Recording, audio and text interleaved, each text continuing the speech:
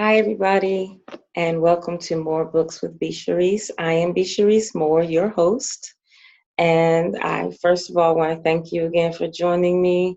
Thanks for sticking around and giving me the opportunity to share with you some books that I really enjoy, and I hope your students and your children will enjoy as well.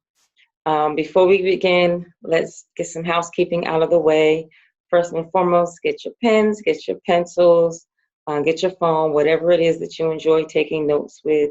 Make sure you grab that now because I'm going to share some things with you that I think you want to write down and make sure you save for another date. And number two, I would like you to please subscribe, share, comment, and make sure you like the video. All right, so subscribe, share, like, and comment.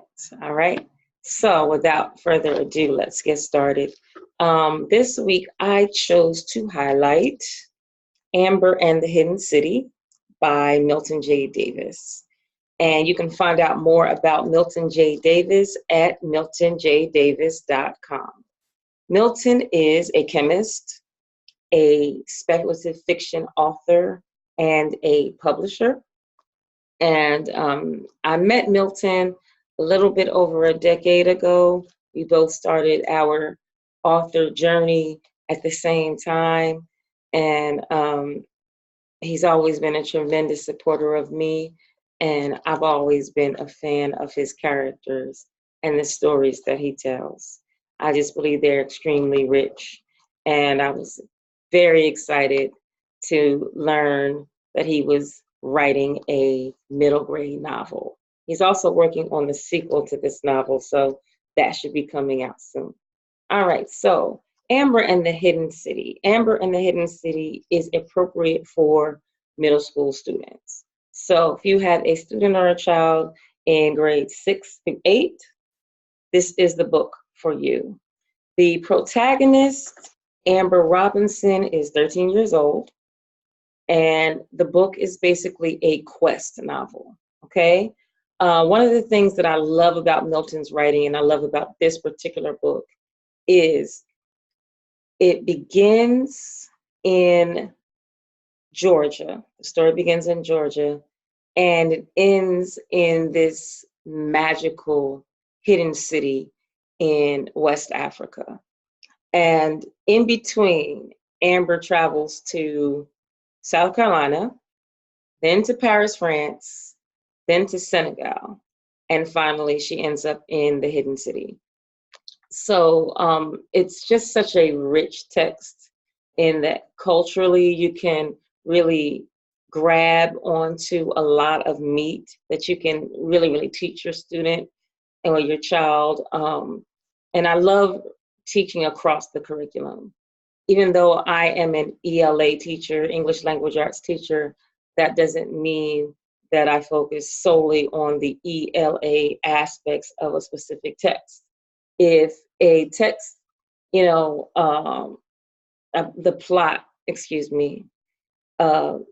may venture into another place that students may not be familiar with, I see that as an opportunity to introduce them to a new culture and just a new place for them to visit, whether they have a passport or not. And that's the beauty of reading. We get to go places we may never get to go in life, but these pages allow you to travel wherever you'd like to go, whether that place be fictional or real. So again, appropriate for grades 6 through 8. Definitely add this to your classroom library. And if you take a look at this book, you'll see that it's kind of dog-eared and definitely been through some better days. And that's because it was one of the most popular books in my library, my classroom library last year. Last year, I taught both 6th grade and 8th grade, and the book was popular among 6th graders as well as 8th graders whenever we did drop everything and read.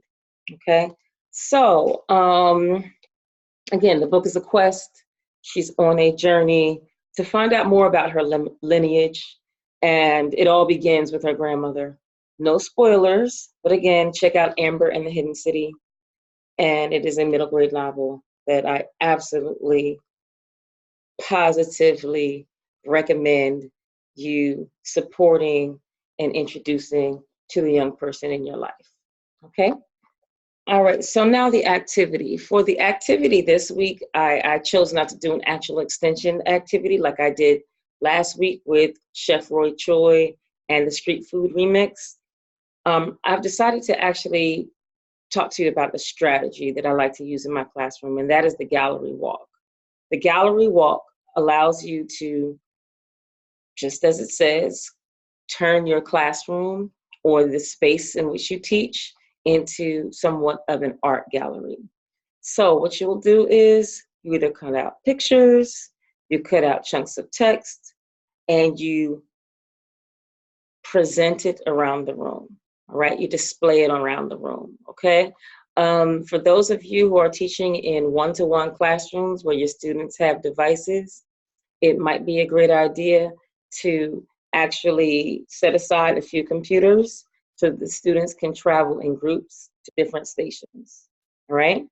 But one of the things that I like about the gallery walk is you have so many opportunities to explore in depth different parts of the plot of the book. And when we're talking about Amber and the Hidden City, I really wanted to delve into the history of Senegal.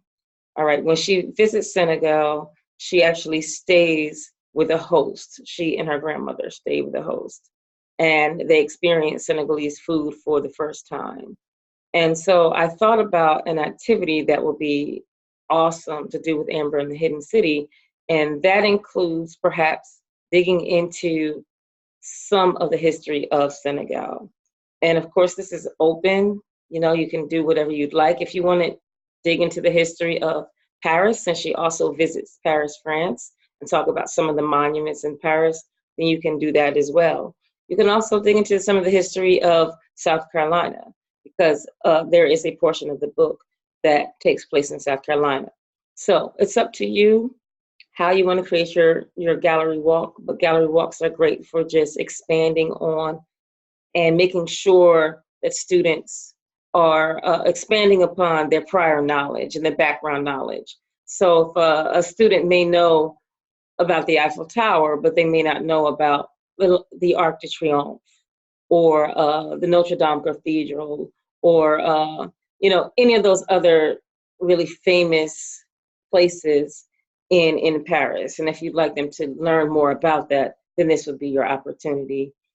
And same with Senegal. If there are some places in Senegal that your student or your child does not know about, the gallery walk is an excellent opportunity for them to expand upon their knowledge, build on their background knowledge, and of course, just discuss what they're finding out and discuss their new knowledge. Because of course, when you're reading a book, it's always about building on something new and discussing that with you. Okay, so hopefully that was clear. Again, gallery walk, and your standard would be the speaking and listening standard 6.1, and I will add that somewhere in the description at the bottom of this video. So please check out Amber and the Hidden City by Milton J. Davis, and visit him on miltonjdavis.com. Be sure to support, and I hope to see you next time. Thanks for tuning in. Remember to share, subscribe, like, and comment. Take care.